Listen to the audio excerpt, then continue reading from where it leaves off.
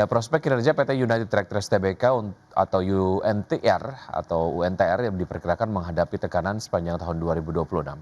Hal ini menyusul revisi turun target operasional di sejumlah segmen usaha serta pemangkasan belanja modal oleh perseroan. Prospek kinerja PT United Tractors Tbk atau UNTR diperkirakan menghadapi tekanan sepanjang tahun 2026. Hal ini menyusul revisi turun target operasional di sejumlah segmen usaha seperti pemangkasan belanja modal oleh perseroan. Manajemen United Tractors menurunkan panduan operasional di hampir seluruh segmen usaha. Penjualan batu bara tuah Turangga Agung atau TTA ditargetkan hanya 7,5 juta ton pada tahun 2026 atau turun sekitar 35% akibat rendahnya persetujuan RKAB. Perseroan juga memangkas belanja modal menjadi 650 juta dolar Amerika Serikat dari target awal sebesar 880 juta dolar Amerika Serikat. Kepala Riset Korea Investment and Sekuritas Indonesia Muhammad Wafi menilai target pertumbuhan laba UNTR tahun ini akan sulit dicapai. Menurutnya, skenario yang lebih realistis adalah menjaga laba tetap stabil dengan efisiensi capex dan pertahankan arus kas positif. Sementara itu, JP Morgan Sekuritas Indonesia mencatat target produksi emas martabe pada tahun 2026 hanya 60.000 ons, jauh di bawah kapasitas normal 200.000 ons per tahun. Meski demikian, sejumlah katalis masih berpotensi menopang kinerja United Tractors. Harga batubara global yang masih relatif solid serta permintaan dari China, India, dan kawasan ASEAN menjadi penopang utama. Pengetatan RKAB di dalam negeri juga dinilai dapat menjaga harga batubara tetap tinggi.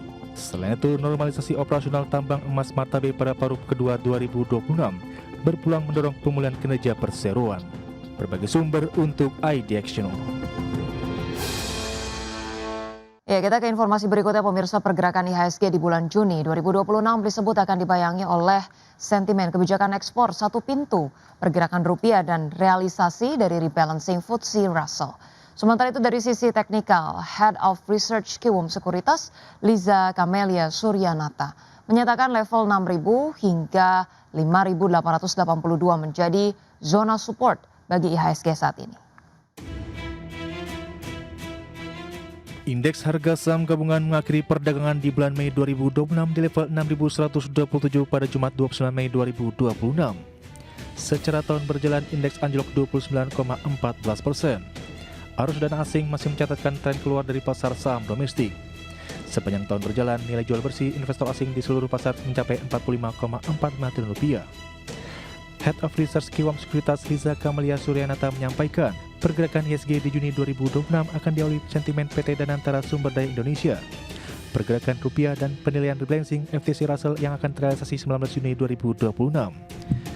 Khusus sentimen DSI, Liza mengatakan implementasi kebijakan ekspor satu pintu berpotensi memberi manfaat bagi perekonomian. Namun tantangan terbesar kebijakan ini bukan terletak pada tujuannya, melainkan pada implementasinya. Pasar saat ini berada dalam kondisi yang cukup sensitif. Terkait posisi IHSG, saat ini Liza menyebut IHSG hampir menyentuh level terendah pada tahun 2025 lalu di posisi 5.882. Dari sisi teknikal, area 6.000 hingga 5.882 menjadi zona support penting yang saat ini menjadi tumpuan harapan besar. Sementara itu, analis sekaligus branch manager Panin Sekuritas Eliardi Pratama mengatakan, pergerakan pasar saham masih cenderung volatil pada Juni 2026. Ini didorong oleh sentimen pasar global yang masih cukup sensitif terhadap arah suku bunga The Fed, pergerakan US Treasury Yield, dan tensi geopolitik. Sementara dari domestik ada beberapa sentimen utama yang bakal mempengaruhi IHSG, mulai dari stabilitas rupiah dan arah suku bunga Bank Indonesia, lalu arus dana asing terutama ke saham-saham perbankan besar. Berbagai sumber untuk ID Action.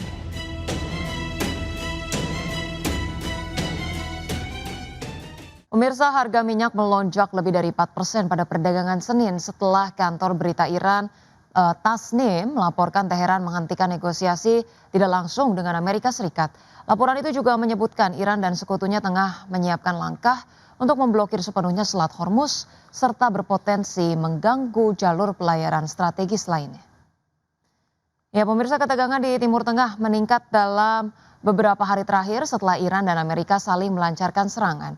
Minyak mentah berjangka Brent ditutup melonjak 4,2% ke level 94,98 dolar per barrel. Sedangkan minyak mentah berjangka West Texas Intermediate naik 5,5% ke level 92,16 dolar per barrel. Harga minyak mentah sempat melejit lebih dari 6% pada awal perdagangan, Namun kenaikan tersebut berkurang setelah Presiden Donald Trump menyatakan dirinya tidak mengetahui adanya penghentian pembicaraan dengan Iran. Meski demikian, kekhawatiran pasar tetap tinggi. Sebelumnya harga minyak mencatatkan penurunan bulanan terbesar sejak Maret 2020 sepanjang Mei lalu, di mana dengan Brent dan WTI masing-masing kehilangan sekitar 17 hingga 19%. Didorong oleh optimisme bahwa Washington dan Teheran hampir mencapai kesepakatan untuk meredakan konflik.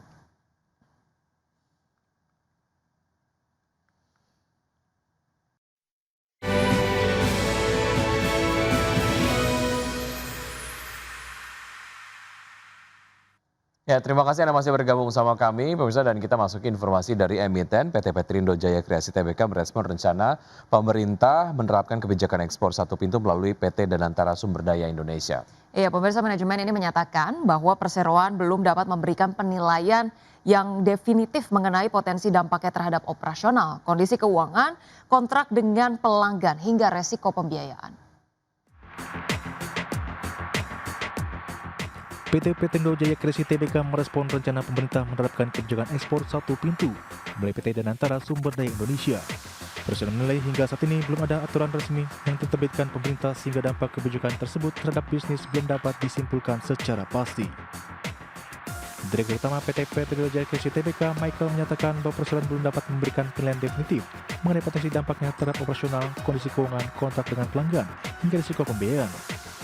Meski demikian, Presiden menyatakan akan tetap mendukung kebijakan pemerintah dan berkomitmen menaati seluruh regulasi yang berlaku. Namun Presiden menekankan bahwa keberhasilan sentralisasi ekspor akan sangat bergantung pada kualitas desain dan implementasi kebijakan di lapangan. Menurut Presiden, perubahan tata kelola ekspor yang cukup signifikan membutuhkan proses pelaksanaan yang transparan, efisien, dan terstruktur agar tidak mengganggu aktivitas usaha yang sudah berjalan.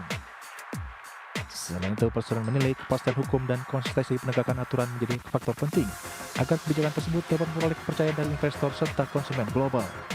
Sebagai langkah antisipasi, Presiden akan terus menjaga komunikasi dan koneksi dengan regulator, asosiasi industri, pelanggan, kreditur, serta pihak terkait lainnya untuk memastikan proses transisi berjalan mulus. Berbagi sumber untuk ID Action.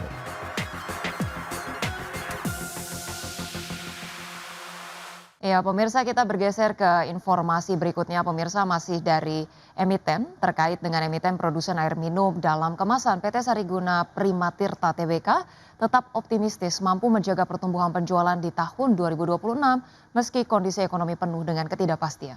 Ya, hingga April 2026 daya beli masyarakat masih terjaga di kisaran 5,61%, menjadi landasan keyakinan perseroan terhadap prospek kinerja di tahun ini.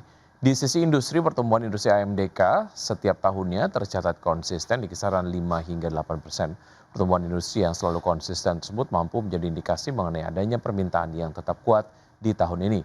Pada kuartal pertama tahun 2026, perseroan mencatatkan penjualan senilai 774,4 miliar rupiah, naik 15,8% year on year dengan laba bersih konsolidasi tumbuh 5,2%. Lebih lanjut, untuk menjaga momentum, perseroan menyiapkan ekspansi kapasitas produksi melalui 3 pabrik baru di Palu, Pontianak, dan Pekanbaru yang akan beroperasi pada kuartal 3 dan 4 tahun ini. Selain itu, perseroan juga meluncurkan produk baru untuk segmen premium seperti hotel dan restoran.